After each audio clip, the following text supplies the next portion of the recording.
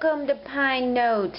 This is our end of week, October 28th update, and yes, it is Frankenstein Friday. Every Friday before Halloween is Frankenstein Friday. So the celebrations begin, and as you all know, Halloween is a large holiday in my family. My father's birthday is Monday, my wedding anniversary is Monday, and my best friend is turning 50 on Tuesday, as well as my cousin. So this has always been a large celebration week. My CCalong for the Circular Center Virus Shawl Vest is slightly delayed. We had a little computer mishap yesterday. I had to do some virus checks and some backing up and all that fun maintenance stuff that I won't bore you with. But please know it was filmed 2 weeks ago. I just need to edit it and release it finally. Well, without delay, you are looking at the gorgeous Treehouse Wrap. And I learned some exciting news this week. It is available for free. Yes, the Treehouse Wrap, when I was doing search for it, this is by Alexander Travel. If you search her name in Google, you will find her website, and I will link it below. And also it's available on Ravelry, so I will link both of those below for you. It is fantastic. Move over Virus Shawl. A new wrap is in town. Let me insert a big picture right here.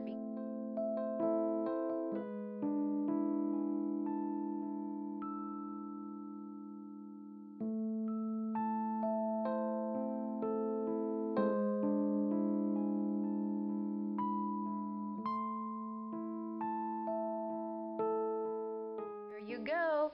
Now you're saying, Lisa, we see 3 tassels here, but you added a little something different, and I also did a little something different. For convenience, because on that 3rd tassel I did not want to sit on it, I added a French loop closure to the end. So it is removable, and once this does need to be blocked yet, so all of these are just tied on right now. But I also added 3 little beads along with that. Now the one in the center is the one I removed, because to me, sitting on that, if you're going to wear it around your shoulders, wouldn't have been too comfortable. So I went ahead and made it removable, and thinking about it, I might make the other 2 removable after it's blocked, because it would just be more comfortable and more versatile. Now, one of the reasons I decided to go with the little extra beading is because I used a black Canon Tweed and went up a hook size to an M, and the M hook is a 9mm. They were calling for a size L hook, which is an 11 or 8mm. I went up a hook size not realizing I may have to buy extra yarn, and I didn't. I thought I did. I tore apart my yarn room. I bought extra blue and not extra black. I skipped a row of black on the very end, and in fact, from the large pictures, you really can't tell, and I decided to pull it all together at the end with these lovely beads. So, very easy to do. What a lovely wrap. I am going to be making one in the original color of yellow tweed, which is, I believe, Shenandoah tweed, and that was the original one that I had to frog because I used too tight of tension and too small of a hook. So I will be making one to sell on Etsy in this original colorway, which you saw a couple weeks ago.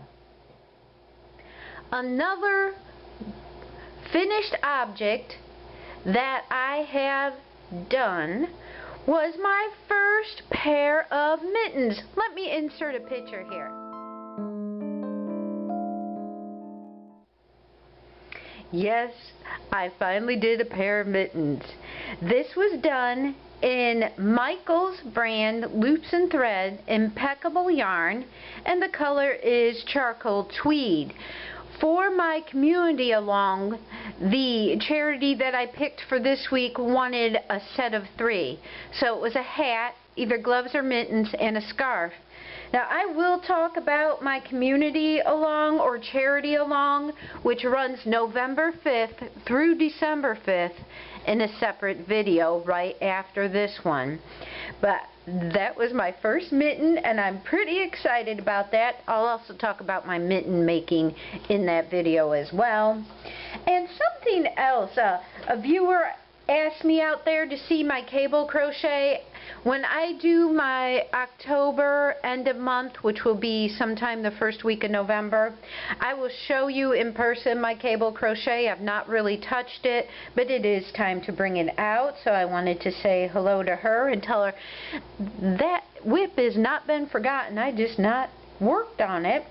And also another viewer out there wanted me to say millimeters along with the hook size. I guess, you know, US and UK sizes are a little bit different, but in my research, and I printed this out for my handy dandy little book because I write copious notes down below this video, so much so that YouTube tells me you've got to get rid of some of that writing. I always try to include the hook letter, number, and millimeter size down below. So if I'm not verbally saying it, that's because I don't know, or I have my contacts in and I can't see it because the bifocals and contacts just do not mix for me. So here I did some research, and Susan Bates Boing and Clover hooks. Starting at the hook size, and this was an astonishing discovery. I learned something new every day. Starting with the G6 4mm, I use Susan Bates hooks. If you go to Boing, G6 is 4.25mm. You go to Clover, it's a G7 and it's 4.5. So not only do you have to watch what hook you're using, it also increases slightly with the different types of crochet hooks out there. Never knew this. So I thought that was pretty interesting. It's not in all of them, but it is in a couple. So this is going in my handy dandy little passion planner here. And what's this? Yes, it is a new plan. My inspiration for the week is a virus shawl with tiny fans, and I'm going to insert the Instagram picture of this right here so you can get a clearer picture. Yes, for all those who are wanting a virus shawl blanket, I think I finally found the pattern to make it with. I'm drawing it up first. It's boiling, it's ruminating, it's excited to get out of my mind and into my hands and yarn and hook. So I will be working on that this week. It is basically the virus shawl stitches with tiny little fans. Now, if any of you have seen my crochet handkerchiefs, know that I love these tiny little fans. So this is something I'm very excited to, and instead of doing it in crochet floss, I was hoping to bring it more towards a yarn, and I was thinking like a Canon Simply Soft, and this is the yarn I was thinking of trying it out in. And I am very excited about that. So that's my inspiration for the week. What else we have going on, and you see my inspirations are listed here, still very much want to make a poncho just like my Harley Quinn one. So I hope to throw that on my hooks. And so if we move down the way here, you're going to see a tiny haul right here. I got this beautiful dark sage green from Amazon for $4. A lady on Instagram is dangerous for me. I saw her working with it and fell in love with the color. I went to Michael's because they stocked up on the Karen cakes, and I will be making a hat, scarf, and mitten out of this to make my tomato queen poncho. And the only other Karen cake I wanted and I will buy is this gorgeous Bumbleberry. And I just absolutely love that color. I almost bought it from the nice Etsy ladies, but again, they were charging 3 times what I paid. I had a half-off coupon to get that. And I picked up a little ball of cotton thread for my handmade items and Christmas tags. And that brings us to WIPs. What are my works in progress? You saw my finished objects, you've seen my planning. Here, what are my WIPs? And this should come to no surprise to anybody out there. I am working on 2 things for my Etsy shop, and yes, Shawl in the Ball, here we go. In the color Community Coral. I am restocking my Etsy shop in this. And by the way, who saw the news this week? Glitter is going to be added to Shawl in the Ball. I am on a yarn budget now. I am saving my money because I want a glitter Shawl in the Ball in every color they make. I absolutely love that photo. And you know, I do think for virus shawl, 1 ball really does make you a good size shawl on this, where if I make my super scarf, I would use 2 to 3. And of course, this is Healing Teal. Just gorgeous. I love that Healing Teal. Healing Teal. Here we go. Gorgeous, gorgeous. And I have 2 sales that I'm working on. The customer requested the original Red Heart Boutique Unforgettable in the color Dragonfly, which is gorgeous purples and blues with some green. Here we are. Beautiful colors. Now I will tell you, all 3 of these shawls were made with a US size J hook, J10, which is 6 millimeters over in the UK. The next one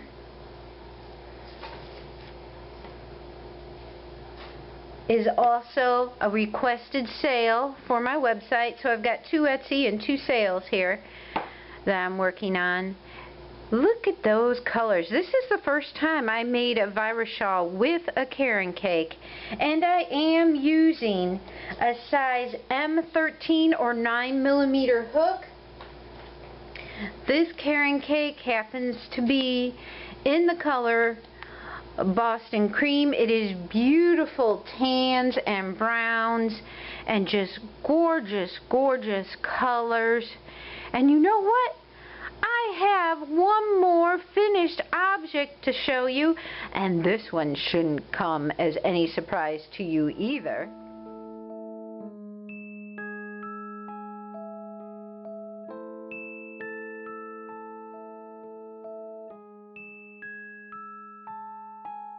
Showed you the beginning of this one last week, and in fact it's still drying, but this is Wild Forest, made with Lion Brand Amazing Yarn in that J size hook, J10 or 6 millimeter, and the green would be the rainforest, and the purpley wildflower color would be called Wildflower, and I just every othered it.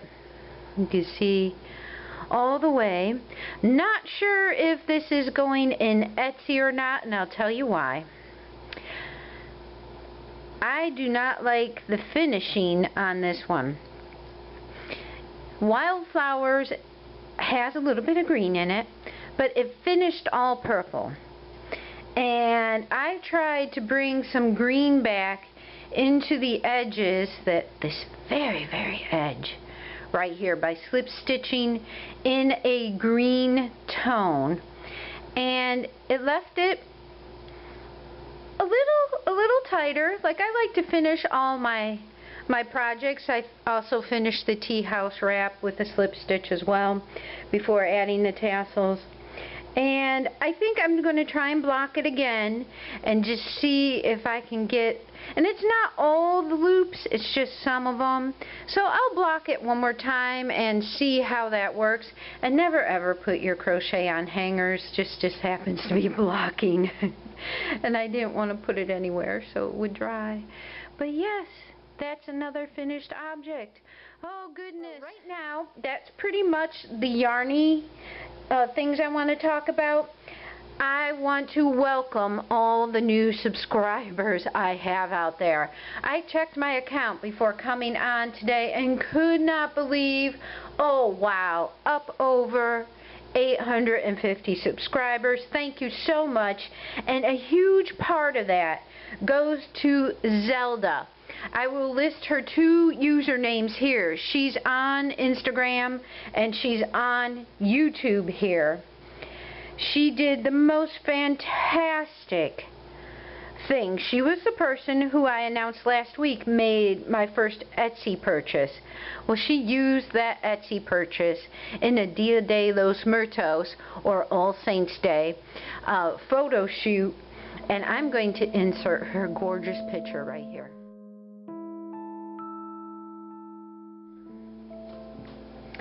Zelda, I still get goosebumps looking at this photo. Thank you so much. Thank you to all the followers who came over from her account.